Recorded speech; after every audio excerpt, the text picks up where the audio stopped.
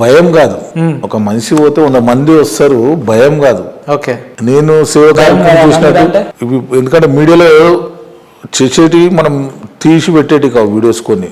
మనం సేవ కార్యక్రమం చేసేటి అన్ని ఎట్లుంటాయి అంటే గుప్తూ ఉంటాయి, బయట కనబడి. నాకు ఎవరైనా భార్య పుసమెట్టలైనా నా ఇంటికి వస్తే అందరికి చేపిస్తాను, వాళ్ళని చనిపోయినా సాగుకు పంపిస్తాను, డబ్బులు అంటే మనిషి ఇప్పుడు అక్కడ బయట ప్రజలకు తెలిస్తే నా గురించి తెలుస్తుంది. భయం పట్టా లేకపోతే ప్రేమతో ఉంటారా?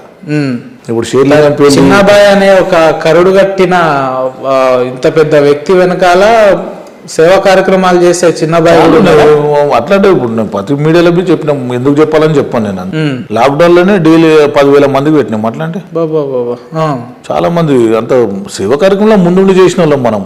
ఇప్పుడు కేసెస్ జరిగినాయి, అయిపోయిన 30 years. ఇప్పుడు తోడితే చెప్తే ఏం బాగుంటుంది, గలీజ్ ఉంటుంది ప్రజలకు. అన్న, నేను మీ ఇంటర్వ్యూకి వస్తున్నా అని నాకు కొంచెం ఆత్మీయ మిత్రుడికి ఫోన్ చేస్తే, చిన్నబాయ్ అనే వ్యక్తి చాలా మంచోడు వాస్తవంగా, కానీ ఆయన చుట్టూ ఉండే వ్యక్తులు అందరూ కూడా డబ్బు పరంగా ఆయనను వాడుకుంటారు, ఆయనను తప్పుదో పట్టిస్తారు. 10,000 అన్నకాడ 50,000 ఖర్చు పెట్టిస్తారు, లేదంటే 50,000 అన్నకాడ 1,00,000 పెట్టిస్తారు ఆయనతోటి. పాపం అమాయకుడు చిన్నబాయ్, ఆయన చాలా మంచి వ్యక్తి అని చెప్పి ఒక వ్యక్తి అన్నాడన్న.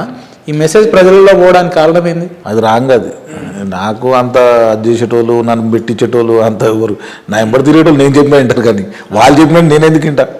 ఇక్కడికి నడువుకు రమ్మంటే వస్తారు, పోతాం, పోయేస్తాం, ఫంక్షన్లు అక్కడ వస్తాం, తిరుగుతాం, ప్రోగ్రామ్ ఉంటే అటెండ్ అవుతాం, అంతవరకు. నా ఎంబడి నేను చెప్పిన వింటారు, కానీ వాళ్ళు చెప్పినట్టు నేను ఎందుకు వింటా? నాయకుడు 100 మందికి సమజాన్ని చెప్తే నాయకుడు అవుతాడు. నాయకుడు వాళ్ళ ప్రజల మాట విన్నాడు కదా. నాయకుడు 100 మందికి చెప్తేనే నాయకుడే తయారవుతాడు. అన్న, చాలా మంది ఈనాటి యువతరు, ముఖ్యంగా హైదరాబాద్ లో స్లమ్స్లలో ఉండే యువకులు కావచ్చు, లేదంటే చదువును కొంచెం దూరం పెట్టేసి ఒక 100 రూపాయలు ఉంటే చాలు పొద్దాక దోస్తులు ఎమ్మడి తిరిగే చాలా మంది యూత్ మనం చూస్తున్నాం కదా. వాళ్ళని ఉద్దేశించి ఒక మంచి సందేశం ఇవ్వాలి చిన్నబాయ్ గారు అంటే ఏం చెప్తారు? సందేశం అంటే నేను చాలా ఇంటర్వ్యూలో చెప్పిన, ఇప్పటిదాకా 100 ఇంటర్వ్యూలు ఇచ్చినొచ్చు. చాలా మంది మెసేజ్ అయితే ప్రతి దాంట్లో చెప్తాను, ఎందుకంటే యూత్ పిల్లలకు ఒకసారి చెప్తే అర్థం కాదు.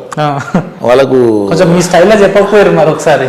స్టైల్గా చెప్తుంటాం, అప్పుడప్పుడు చెప్తూనే ఉంటాం, అవి జరుగుతూనే ఉంటాయి. కానీ యూత్ పిల్లలు అనేది వాళ్ళకి ఎప్పుడు ఏం చేయాలి అంటే, వాళ్ళకు యూత్ అనేది దాని గురించి వాళ్ళు చెడు లెక్కలలో పోయేది మనం సరి చేసుకొని వాళ్ళ ఎంబడి ఒక తోడు మంచి ఒక మనిషి చెప్పేటోడు ఉంటే వాళ్ళు సరైన దారి ఎంచుకుంటారు.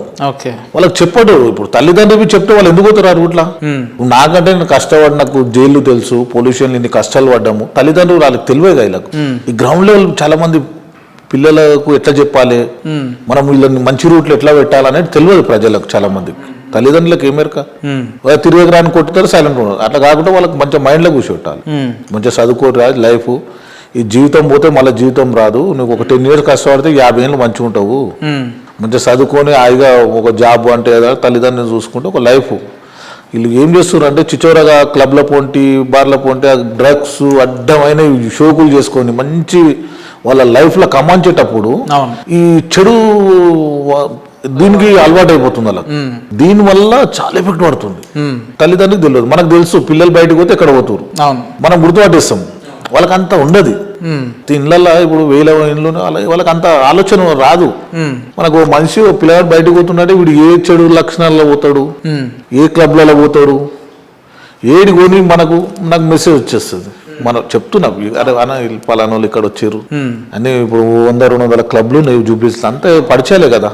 నేను మ్యాక్సిమం చాలా క్లబ్లకు ఓపెన్కి పిలిచిన్నాను.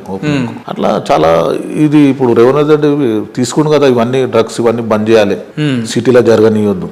చాలా దాడులు జరుగుతున్నాయి క్లబ్ల మీద. రేవంత్ రెడ్డి గారు ముఖ్యమంత్రి అయిన తర్వాత కలిసిర్రా మరి? కలిసే ఆలోచన ఏమైనా ఉందా?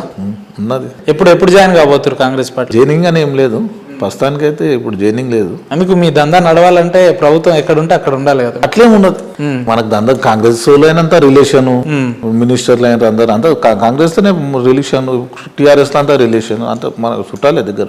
దర్గా చిన్నబాయ్ అంటే చాలా మంది యువకులు కావచ్చు, హైదరాబాద్ సిటిజన్స్ ఏమనుకుంటారు అంటే, ఆయన పెద్ద పైల్వాన్, పెద్ద ధైర్య సాహసవంతుడు, ఏదన్నా అనుకుంటే ఏదైనా చేయగలుగుతాడు అని అనుకుంటారు కదా. అటువంటి దర్గాబాయ్ చిన్న విషయంలో అతను ఒక మాట అంటే చాలా బాధించే అంశం ఏదైనా ఉందా ఆయన జీవితంలో? అంటే చాలా ఉంటాయి, ఎందుకుండే బాధపడేటి చాలా ఉంటాయి కదా. ఖుషి ఉంటాయి, బాధపడే జైల్లో పంటిరుడు అని బాధనే కదా. ఎన్ని రోజులు కేసులు అయినాయి అప్పుడు, అవన్నీ బాధ విషయాలే.